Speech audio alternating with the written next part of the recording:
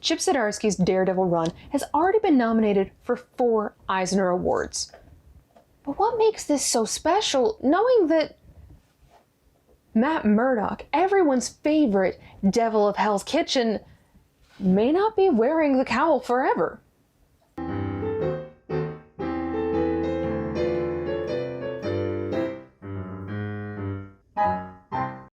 Hello everyone and welcome to Married with Comics. I'm your host Laura. As all of you know, we are getting closer and closer to that 1,000 subscriber giveaway. And if you are subscribed to the channel and commenting on videos, you are entered in a chance to win a 9.4 CGC slab of Spawn issue number 1, which of course is the first appearance of this iconic character, along with a Married with Comics bookmark. As many of you know, my husband Scott's favorite superhero is Daredevil. There was something about the character that always resonated with him. And I think part of it has to do with the fact that Daredevil took his disability, his inability to see, and made it into a strength, and allowed his other heightened senses to allow him to see and do things that the rest of us couldn't, even with eyes. Now, the rest of the world has definitely joined in on the Daredevil bandwagon, thanks to the Netflix series, which has now gone over to Disneyplus. Everyone saw the iconic appearance of Daredevil in Spider-Man No Way Home, and we definitely have plenty of rumors that Daredevil is going to continue to make more appearances because of how popular this character is. So when the hardcover was released, we grabbed a copy. Thankfully, we grabbed it before the prices went through the roof. This is a hardcover book that MSRP value is $34.99, and yet eBay prices right now are crazy. No, I'm not selling my copy. But my goodness, I'm tempted. So I understand for those of you that can't get a hold of a copy, hopefully there will be a reprint soon. So let's dig into the storyline. So this takes place definitely after the television series. So as this story starts, Daredevil has just left very intensive physical therapy rehabilitation to try and fix his body that was definitely very severely broken.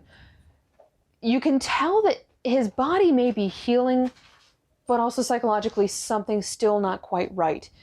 He's still a little self-destructive. There's something that's just not quite ticking with him the way that he would as the Matt Murdock that we all know and love. And issue number 1 starts with this moment where Daredevil tries to do pretty much what every superhero does, which is just to kind of push through and put other people first. And he tries to go on out there and save the day and protect Hell's Kitchen.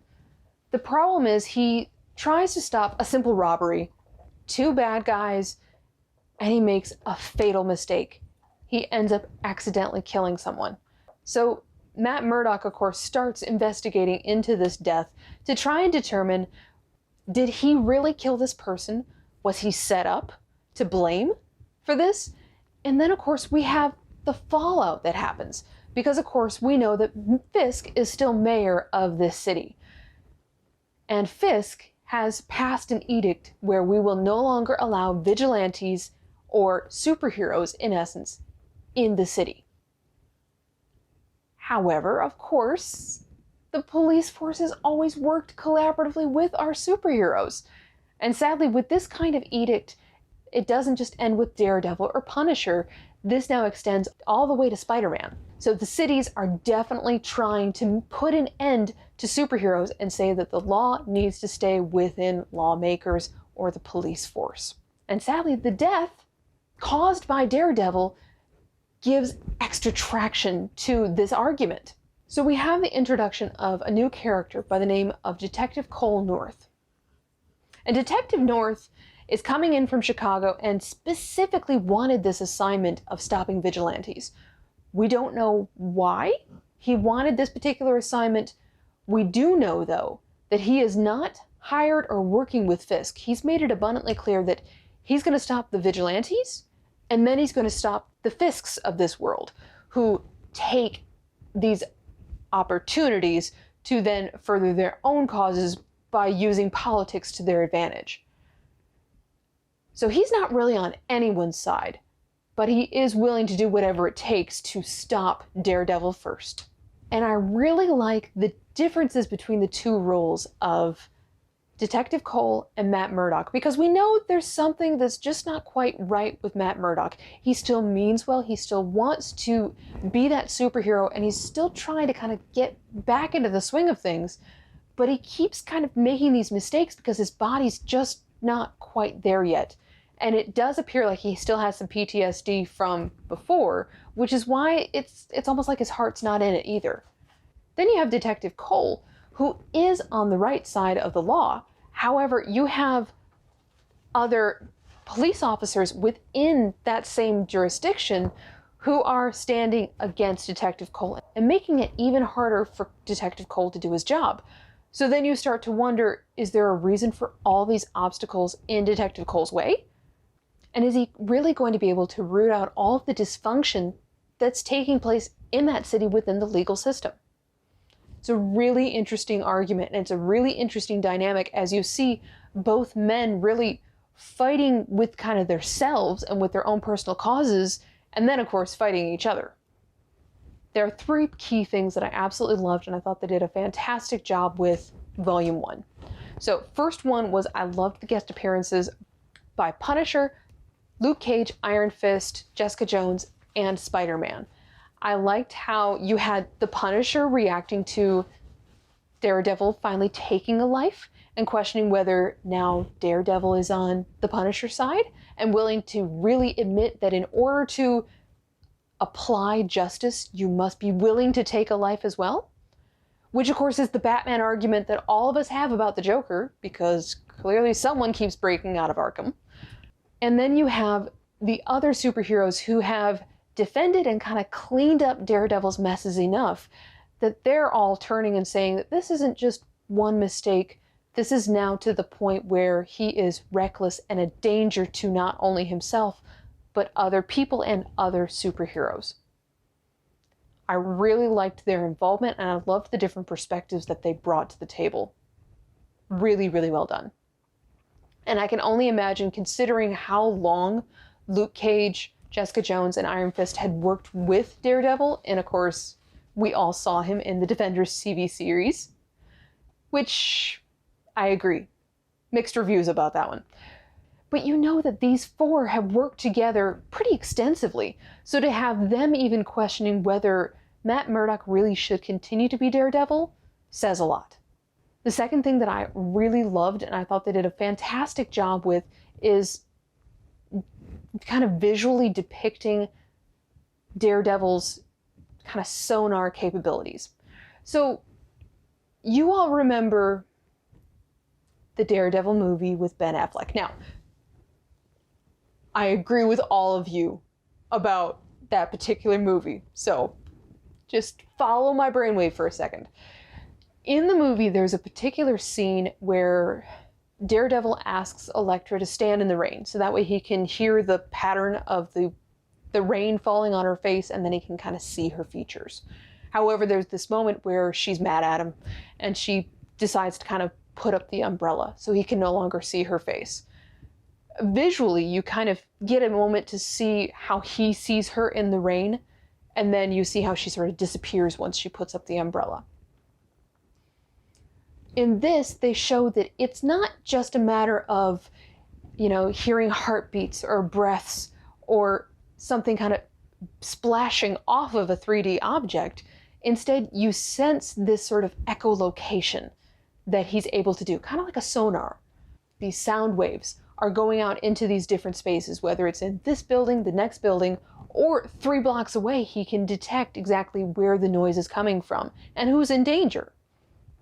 I thought they did a really good job of giving us that sense of what Daredevil is capable of, and giving us a clear idea of how this superhero isn't just going to be defeated by an umbrella. The last thing that I really, really enjoyed. So, as you all know with most superhero stories, especially when you're dealing with Volume 1 or kind of beginning, whether it's your movie, your TV series, your book, everyone has a flashback. Because you want that origin, you want to know what made this person try and make the world a better place. So with Daredevil, there are 2 origin stories that we hear pretty often. And that, of course, is when Daredevil lost his sight, and then, of course, when his father passed away. The sad part is, it's gotten to a point where I've heard these stories said so many different times, it's almost like watching another Spider-Man movie and watching the death of Uncle Ben, or, again, where you see Bruce Wayne's parents pass away. It is a very important, iconic moment in the origin of this character. However, it's not the only moment in this character's childhood.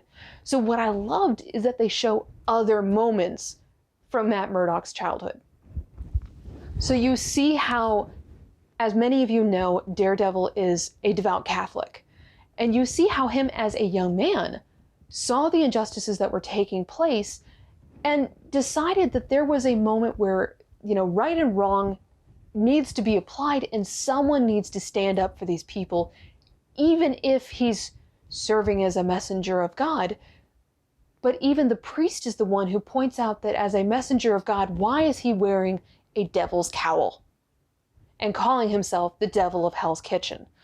So there's this little dichotomy that is happening within this character, and you see how some of this starts with these religious understandings, but then how he starts applying it as Daredevil and how he's trying to make things better. But you do see the importance of those kind of religious upbringings that he had as a child. The other thing that I really enjoyed is you do still have some really great moments between father and son before his father passes away. To really understand that even before his father passed away, this little boy looked up to his father and idolized him in so many different ways, as a lot of little boys do. So I enjoyed that kind of building on the relationship and getting to see just another side of Matt Murdock as a child and as a young man. And again, pointing out how we start with all these great intentions, and then you end up with this really flawed Matt Murdock who is just trying to find the energy to keep fighting a little bit longer. Many of you know what's about to happen in Volume 2 because, like I said, it's pretty much been spoiled at this point. And most of you have been able to piece together that obviously Matt Murdock is not in the right space physically or mentally to really continue to be Daredevil. The problem that we've run into with most of our superhero stories is once someone has to kind of back down and take a break, that either someone else needs to step up and fill the gap and we get a brand new superhero, or we have someone else who kind of puts on the same mask, because typically once one superhero starts disappearing for a little bit, that's when the bad guys start to come out and play. So at the end of Volume 1, we get a hint of who is going to be stepping up. All I will say is they did a great job of building up to that exact moment, and now I am dying for Volume 2. Volume 2 is going to be released at the end of this month on March 22nd. Let's just say I have it pre-ordered. It will definitely be arriving very shortly, and I'll be reading it. If you all want to hear about Volume 2, let me know down in the comments. If you are all fans of Daredevil, let me know which one's your favorite. Do you prefer one of the other runs of Daredevil? Have you enjoyed Chip Zdarsky's run, or are you just sticking straight with that TV series that, of course, started on Netflix and is now on Disneyplus? Let me know, and I'll be talking to you all again very soon. Have a great day, everyone.